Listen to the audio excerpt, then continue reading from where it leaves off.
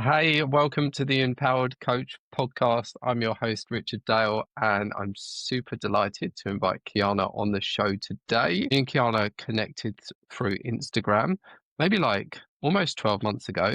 And then since then, I've been following her journey, and she's moved from Canada to where she is currently in Thailand. So thank you so much for coming on the show. We'd love to start just finding out a bit about you and your business. Maybe we could kind of start with your journey into fitness and like even how you got into it. Yeah, so the main thing that I focus on is nutrition. So my niche is within hormone health and gut health, and I mainly work with women. How I got into that, yeah, I had quite the journey growing up, and I went through some pretty dark times in terms of like addiction, and that really kind of was a catalyst for me to my self-love journey and allowed me to see how much nutrition impacted the body and the mind and really got me just obsessed with helping other people through that struggle as well. Yeah. Yeah. I'm going to go straight into a controversial opinion here, or maybe not controversial, but I'd just like to know your perspective. I guess on the industry itself, like a lot of what I see on social media with online fitness coaching, it's just kind of very much calorie deficit, eat healthy foods, and work out. What's your kind of perspective on that narrative? Yeah. Well, yeah, and that's another huge part of my journey as well was having an eating disorder for 10 plus years. And so I never thought that I would have a healthy relationship with food, which I do now. And so that's something that I really empower women through as well. And I do not teach women about calorie deficit, counting calories, all those types of things, unless they specify that they want that. So I always have that conversation with each client, but the way that I have set things up is really teaching a woman to feel into her body and what she needs, right? And so it's more so about teaching the micronutrients in nutrition and things like that that are actually going to fuel our body rather than just focusing on the calories, because when we do that, then we start getting into the restriction part of things. And I see how negative that can be, especially for a woman. So I always like to teach the other stuff first. I think that there's a time and a place where that can be beneficial. Yeah, But nice. on the fitness side of things, for sure, like there's a lot of that where it's like, here, have this drink that's full of, chemicals and whatever's in it. As long as it's 0 calories, you're fine. And I see things completely opposite. What's some of your bugbears with some of those things? What's your perspective on like Coke Zero and stuff like that? Yeah, it's terrible. All right, tell me, educate me on it. It's horrible. Well, aspartame and sucralose are two very popular artificial sweeteners, right? But over time, consuming those things, they're going to affect the body, your Mm, blood sugar levels, your insulin sensitivity, the brain, those types of things. So even though the FDA has it approved, it's a very small amount. And even then, I don't trust it. But the problem is that it's being pumped into so many different things that people are consuming way more than they should on a daily basis, right? mm. So no matter what, it's going to affect you in some way. Also, just focus on, natural sugars, or there's so many options out there now too, like with stevia and stuff like that. I know some people really hate that flavor, but if you are somebody that wants sweetness, opting for natural sources of sugar is a good idea. Like, Mm. you're better off having, say, like, raw honey or maple syrup, things like that, rather than having the artificial sweeteners. Is the FDA, does that control Canada and the US? Like, is it like an umbrella, or is it slightly different between the US and Canada in terms of Mhm. like It's restrictions on food? restrictions through Canada and the US are similar, but there's definitely gonna be differences there. Mm. Yeah. It's actually interesting too, like, in Europe, like, some of the you take the exact same product and the ingredients are, like, half, Yeah, which I yeah, find crazy. Like, even the yeah. McDonald's french fries, like, the ingredients is insane. The label here compared to anywhere in Europe, yeah. Yeah, I heard that. Obviously, in the UK, like I think the restrictions are a lot tighter in terms of what that companies are allowed to put in, but it's still not great. Like there's still obviously a huge problem with just everything being processed, and even everything has got way more ingredients than it needs to. What's some of the common problems that people experience, I guess, with the women that you like to work with? Like, what are they Mhm. struggling with before Um, they come to you? yeah, usually hormonal imbalances, showing up as like PMS, right? Irregular cycles, low energy, cravings, and just not having an understanding of what to eat and how to eat. Also, consistency, which comes into confidence and self-worth, right? And there's this whole other mental aspect of it too that I dive into as well. Yeah. Nice. What's been your kind of journey into online coaching? Like, how did you get into it? Did you, and kind of where did you start? Did you start like in person and move online, or like Yeah. how did it come about? Yes, originally, like, where I was born and raised in Regina, Saskatchewan, which is in the middle of Canada, that's basically where I became a certified holistic nutritionist, and I did start taking clients in person. I was kinda still doing my own thing, I just started my business, but I was doing things in person, and then I went down the route of, making and packaging and selling different food products, so making different, like, whole food snacks and desserts and things like that. No refined sugar, no gluten, no dairy, whatever, and so it was actually going well. I was at a farmer's market there and, had a client base on a weekly go, but I actually ended up deciding to move to Vancouver, packed up my life, moved over to Vancouver, and kind of took a couple months to figure out, what I wanted to do, if I wanted to continue the food stuff. It was really difficult because I moved there not knowing anyone. I didn't have a community like I had back home. So the costs and the demand for being a part of the farmers market was just insane. So I actually couldn't even get in. So the cost and demand and things like that was just too much of a risk for me at that point. And I kind of wanted to get back into doing coaching anyways. So that's when I decided to try to start the online thing, right? So I ended up hiring a business coach and basically just religiously followed absolutely everything he told me to do. Took in so much information, did all the things, put so much work into it.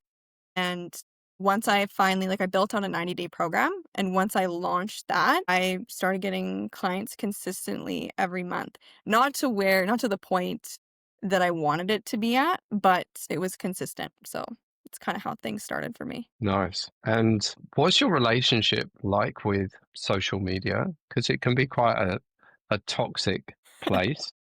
Yeah, I like this question So actually. yeah, Yeah, I was actually just talking about this today. It was really interesting because you kind of have this idea of wanting to help people, right? Obviously, that's why you're doing what you're doing in this type of space, but I didn't really realize that I was gonna have to become this content creator, mm, which is base which is basically what you're doing when you're only online because you have to do so much marketing. So, yeah, it can be fun and I don't mind, but when it becomes something that you have to do, every single day, and there's so many people that are gonna tell you different things. They're like, "You have to post 3 times a day. Now you have to post every single day." There's so much different information, and it can be very overwhelming, and it does take a lot of energy. It really does at the end of the day. So am I still connected there? Okay. yeah, Yeah, my relationship with social media and how I view all of this is really changing right now since I've made this move here to Thailand. So I'm just kind of trying to reshape things and how it's going to look. But mm, yeah, I think part of it too is when you first start and you're doing everything on your own, it can be difficult for sure. And I think having that support system and not being afraid to ask for help or hiring people or whatever can make things a lot smoother for you. yeah, Yeah. definitely. I was thinking about this yesterday. It's like, what other trade or like career do you literally have to like do everything, like market yourself and like it's kind of crazy. You know, most businesses have a marketing team or a marketing budget, whereas like we've kind of been taught, I think, with online coaching, is like this is what you have to do. And effectively, like you say, become a full-time content creator to keep the momentum. And what Yeah. I see like so much of is people having that momentum, getting really, really excited, really getting into it, and then burning out like within like 6 months because it's hard like to keep showing up and to keep creating. I'm laughing because it's what happened to me. Yeah, but but it happens to everyone, right? And I see so many like dead profiles that of like people that I reached out to last year, and then I like go back and I'm like, oh my God, they haven't posted it in a year, and I can see, I can be like, oh, they went da da da da da da da da da, and like it's kind of like fitness journeys where people are like, right, I'm gonna go to the gym every single day for the next month, and then like they burn out and then they don't go back. Yeah. One of my goals is to get off social media. Like my business has kind of been made on social media, but a lot of what I do now is leverage ads, and I've got my school community as well. And like I really want to just try and create something that doesn't evolve around me creating content with an intent that isn't, although it's authentic, there's an intent behind it, right? There's an intent to attract people into your world. And then also just from a consumption point of view, like, it's really, really hard to, and I always say this to people, I say, be the creator, not the consumer. And if Hmm. you consume with the intent of creating, but you're still consuming. And like within a couple of seconds of scrolling, you'll see something that probably triggers you negatively, like whether it's an ad telling that you should do this, or whether it's someone's physique, or someone has more money or a better house. Like I just feel like the whole thing is very negative. And like, yeah, I guess I ranted a bit there, but do you kind of feel the same? Do you resonate with me? Yeah, I think there's positive and negatives to it for sure. I think my main goal was like I wanted to be wherever I wanted in the world and not be held down, right?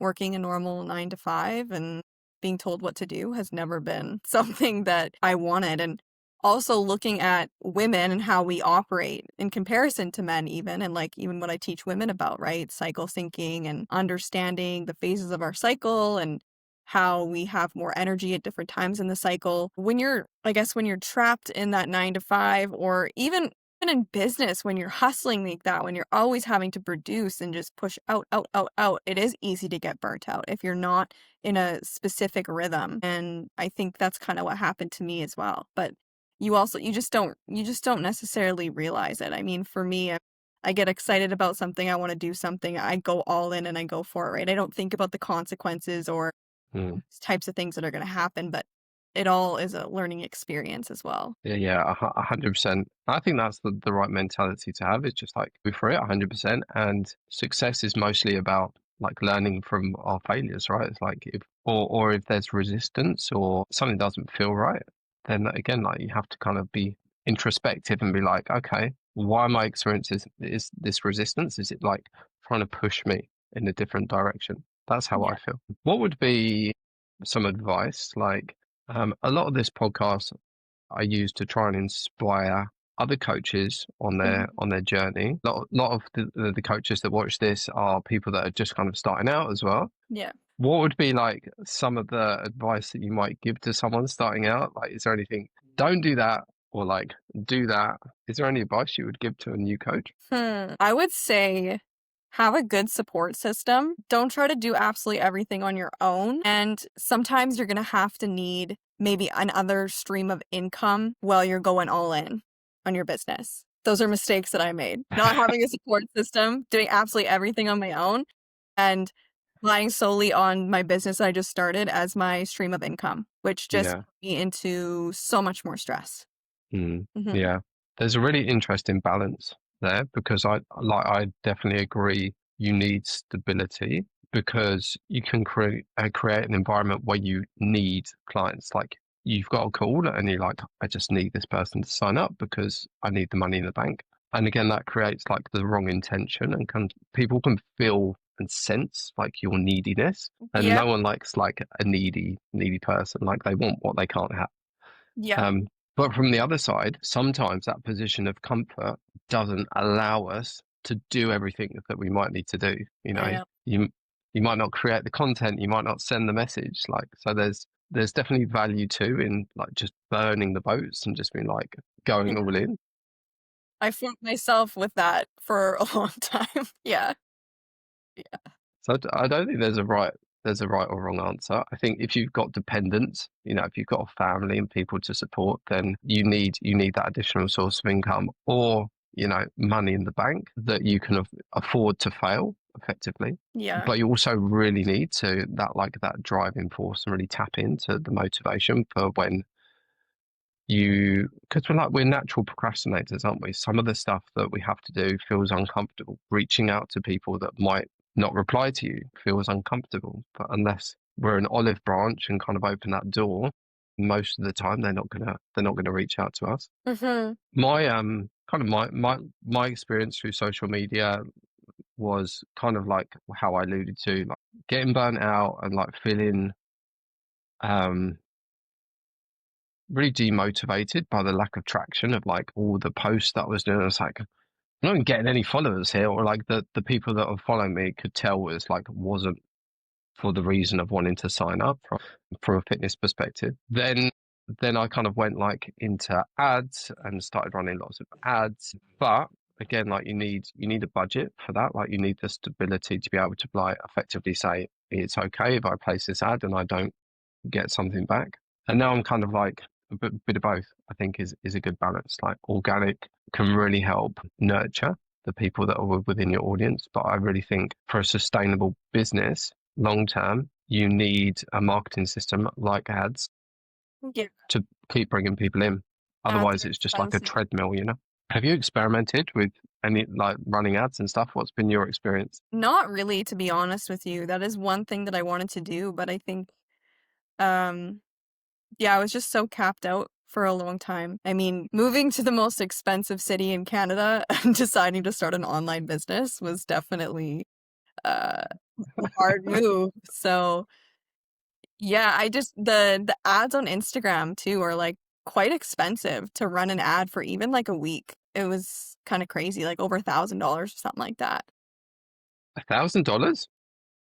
Yeah, yeah, on Instagram.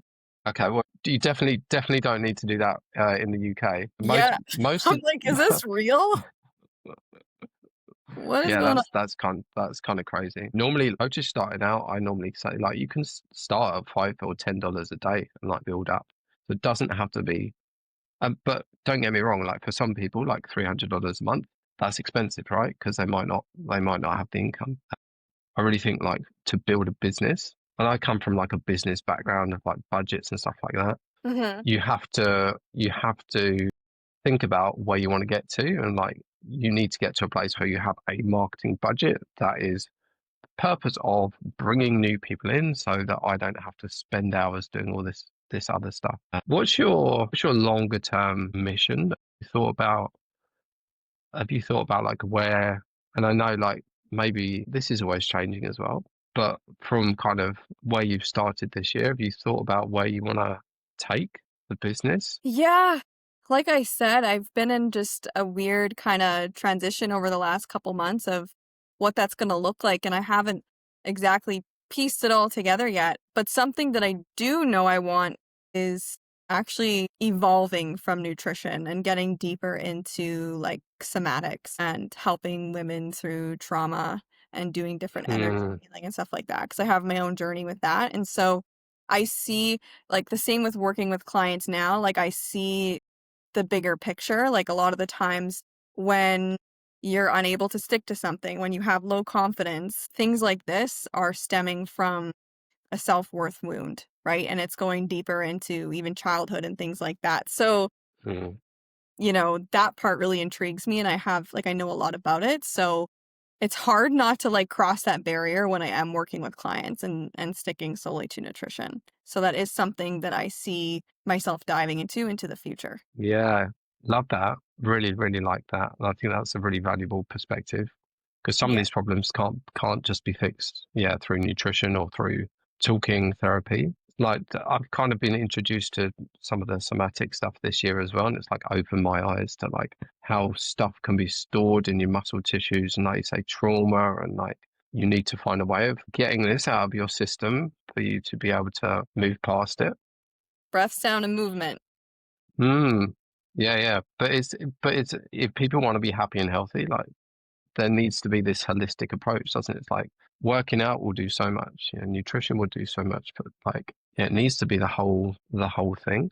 But I think Yeah. that's a journey for people as well, isn't it? Because you can't just be like, you need to do everything, It's kind of like you need to like break it down and get their buy-in too, I think, because like Hun- facing trauma is like scary, isn't it? Yeah, I mean, it's layer. I mean, looking at my journey, even it's like you peel back layers, right? And you do it step by step. It's not, you can't do it all at once. And I think a lot of people get overwhelmed by that. They think that they have to do everything all at once. And so then they just don't do anything at all. Or, they're scared of facing anything really. So I think nutrition is like a huge door opener to actually dive into a lot of that stuff as well. So yeah. Nice. Kianna, I feel like I could talk to you all day, but we're coming up to 25 minutes, so I'm going to bring it to an end. If people want to have a conversation with you, work with you, or just find out more, like where's the best place for people to find you? I would say my Instagram page is probably the best. So Cool. Inner Bloom Okay. Health. Yeah.